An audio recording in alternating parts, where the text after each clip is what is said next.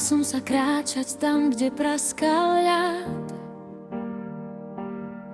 že ma chladná voda pohltí a nebudem mať snáď nikoho, kto podá ruku, keď sa začnem báť. Ten tenký povrch pod nohami nešlo oklamať. A hoci prišiel pád a svet sa na črepy rozletel, ty si stál pri mne presne tak, ako si chcel. Zbieral si úlomky, čo v srdci som mala, liečil si zlomeniny, kým som v tvojom objatí spala.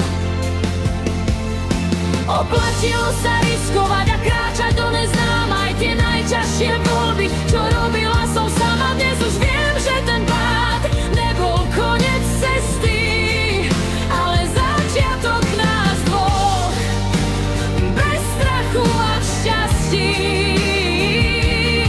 Lebo už vtedy v duši tichý hlas mi znel, že to spolu dáme, nech by sa dialo čokoľvek.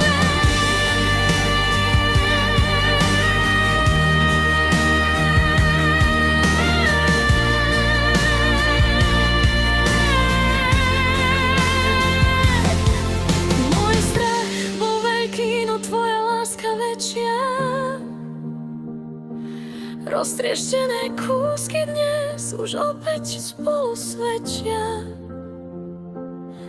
o tom, že risk je niekedy jediný smer. Ako nájsť v búrke ten najkrajší mier. Už sa nebojím kráčať, lebo viem, že si tam, že to